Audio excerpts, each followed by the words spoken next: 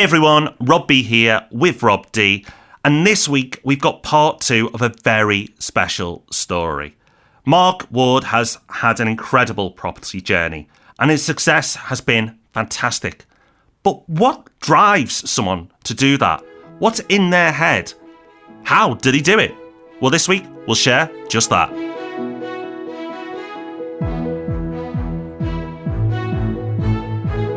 Welcome to the Property Podcast, where every Thursday morning property investors come together to be informed and inspired. Now, last week you'll have heard the inspirational story of what a Property Podcast listener, Mark Ward, has achieved. He's been listening to the podcast since the very beginning, and during that time he's done unbelievable things.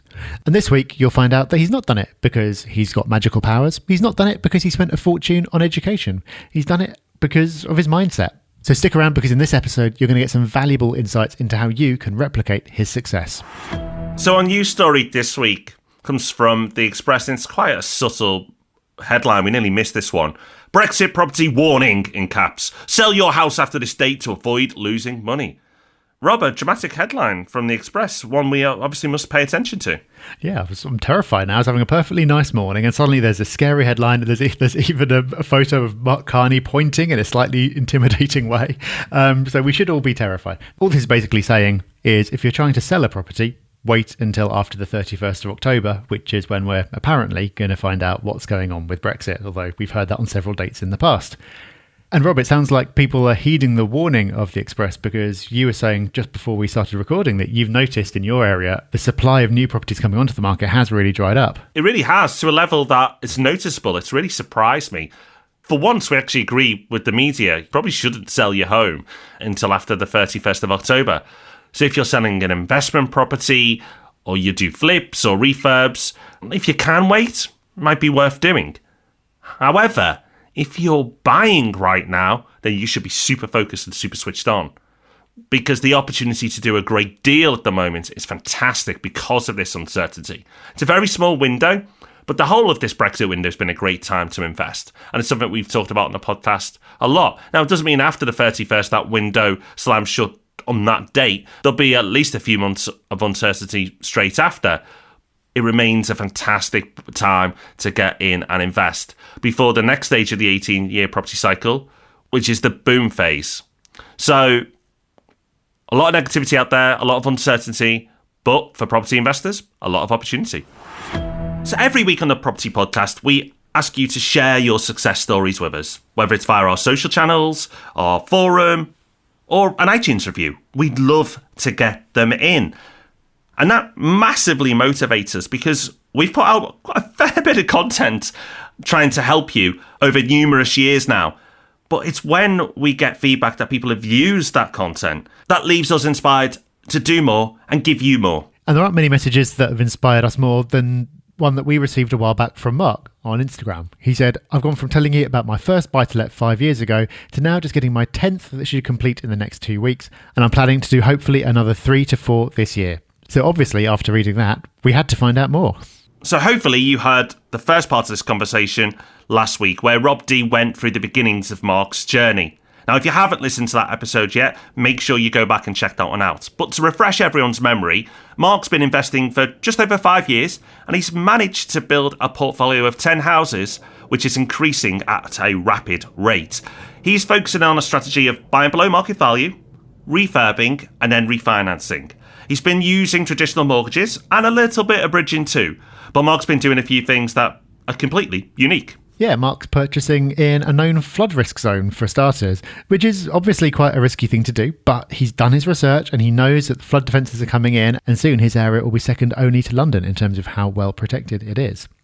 He also knows exactly what he's looking for and what he wants to do.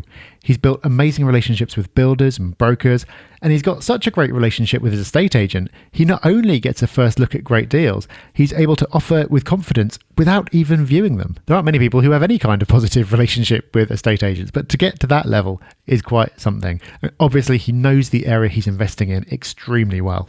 So for someone who's built a sizable portfolio in such a short amount of time, done some pretty intense refurbing early on in his property career, got himself into the terrifying world of bridging finance, purchased in a known flood zone, and made offers on properties he didn't even look at, Mark must be More than human, right? Or possibly some sort of property god. Or spent thousands on courses. Or maybe he's just got his mindset right. Well, we're going to find out in the next part of Rob D's chat with Mark. Hi, I'm Mark Ward, and I live and invest in Carlisle, Cumbria. This came about because you sent us a message on Instagram. You said, telling us about your first buy-to-let 5 years ago and now just getting your 10th, which is amazing, obviously. You're presumably only seeing properties where there's some kind of problem, but so far there hasn't been a problem that you haven't been able to solve? No, not really. I think it depends on your mindset, doesn't it, as to if you want to let something worry you and stress about something, then it can become a problem. That's exactly the thing. It's the mindset. But a lot of people who are buying really bog standard properties that don't have any significant problems manage to get themselves worried about all manner of things. Yeah. But it sounds like you're doing things that there could be legitimate cause for concern about in some cases, but you don't get held back because we focus on the solution rather than the problem. Yeah, I don't really find it a very stressful process, to be honest. I know that's probably completely the wrong way of thinking about these things. That attitude of not letting things worry you, is that like a general attitude that you have throughout life, or is it something that you've just managed to channel for investing? Yes, if anything, I'm probably too late. Well, it clearly hasn't done you any harm. Is the attitude of not being bothered by things, is that something you've deliberately cultivated? Yes, yeah.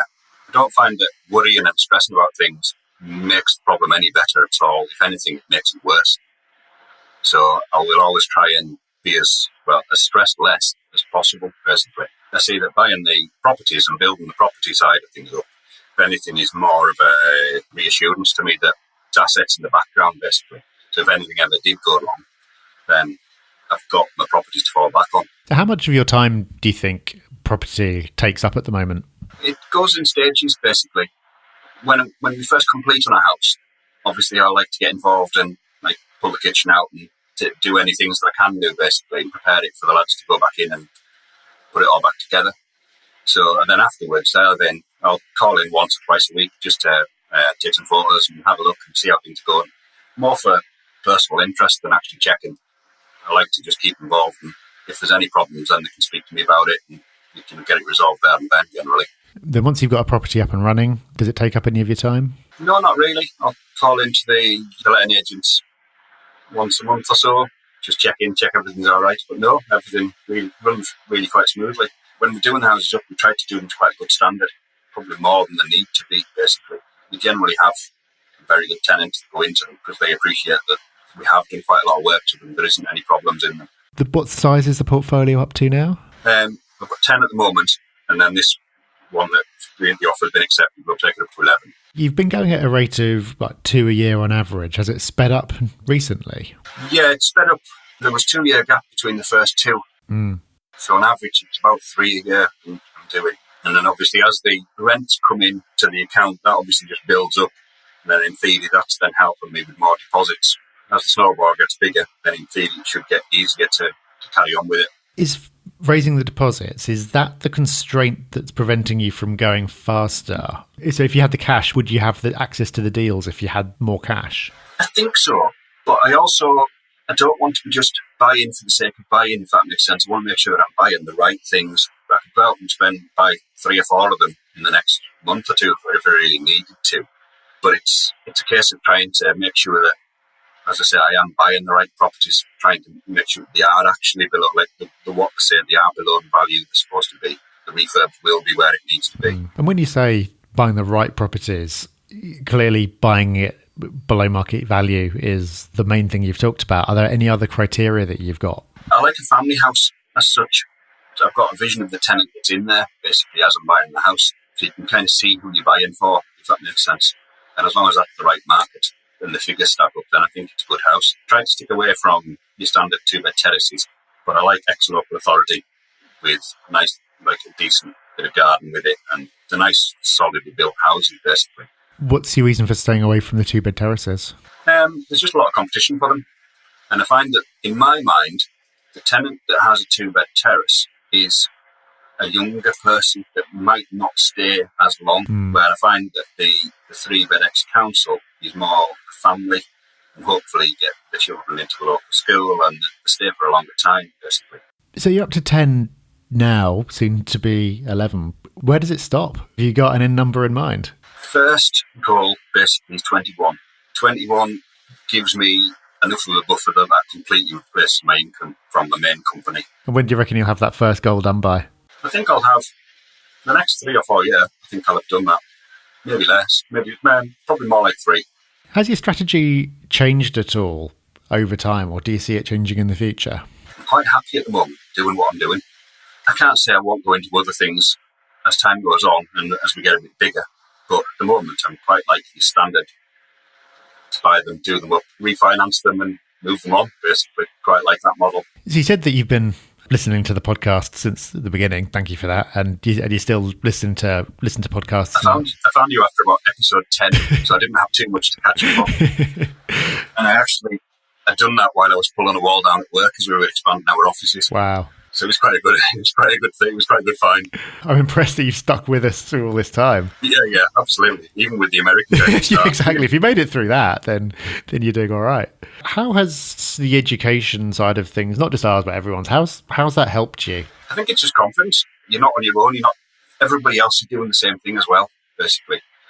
I've recently found Instagram as well. So I've been starting to follow a lot of people on there as well. And again, it's just reaffirming what you already know, isn't it? It's trying to reassure yourself that it is the right way to go, basically. What does your family make of everything that you're doing? The family's quite positive about it.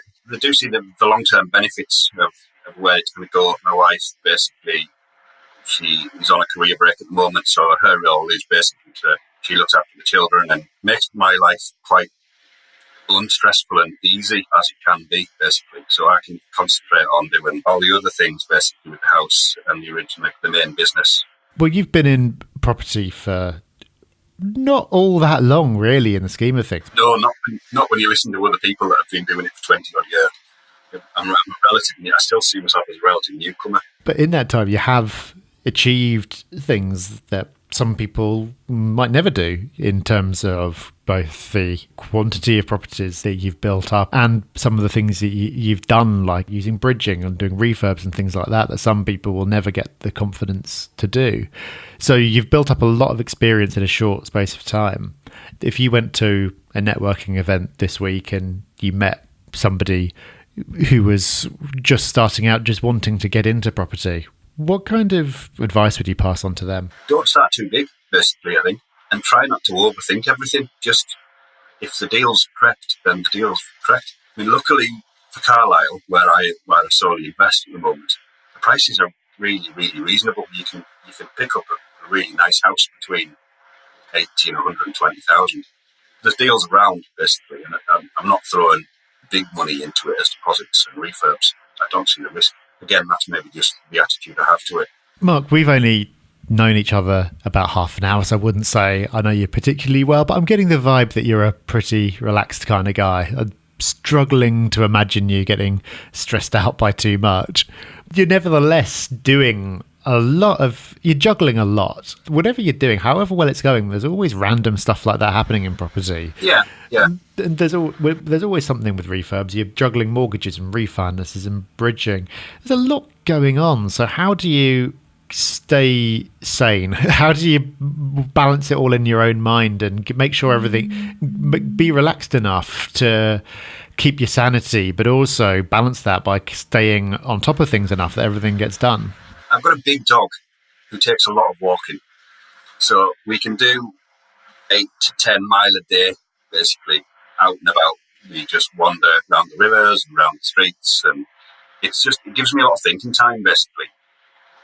A lot of times I'll be walking around with the dog, headphones in, either listening to a podcast or on the phone to somebody, either fixing something or inquire about something or just general work. So it can be, a lot of it's done, as I say, as I am out and about. And I find that the walking can also be very, very relaxing for me. It can take my mind away from everything if I need it to. If I do find that something's gone wrong or a particularly busy time, then I can either go out walking, or I also do a lot of mountain biking and road biking. So I get out and about, and that, again, helps keep the mind correct. What a fantastic story. And what an amazing attitude.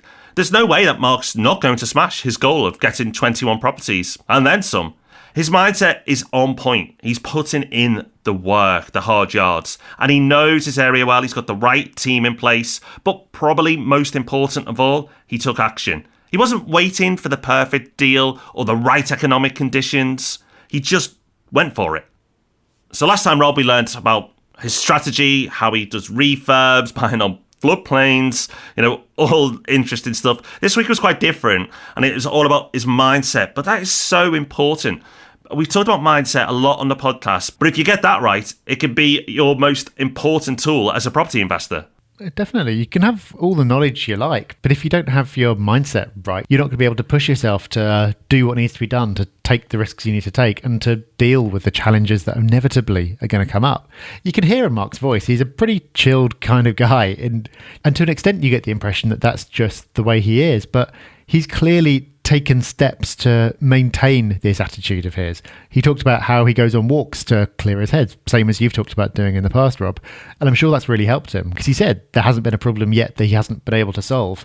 But that doesn't mean that it's been easy, and it doesn't mean that it hasn't felt like a real challenge while it's happening. So he obviously knows himself. He knows what works for him. He knows how to get himself into the right headspace. And that's allowed him to find this balance between being really active on the one hand, but also really relaxed on the other, and get quickly to this point where he's pushing on towards achieving some pretty incredible things. Another great thing, and something that's definitely contributed to Mark's success, is he has clear goals. That number of 21 is fixed for him. But he isn't just buying 21 random properties. He's very clear on what he is buying. He gets offered a lot, but he'll only move on stuff that suits him. And all that education, all this action, has all been driven by information that's free. He's used podcasts, he's used books, okay, a few quid, but he's not spent thousands and thousands of pounds to get himself to this point. He's done it by using a base of knowledge. The free stuff out there is more than enough. There are no secrets. And then he's taken that as his foundation, and on top of it, it's been built with action. That's it.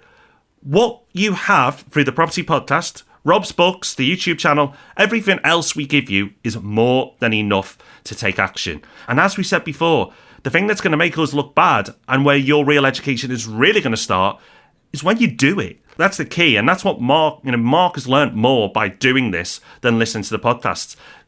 I'm not saying you have to stop listening.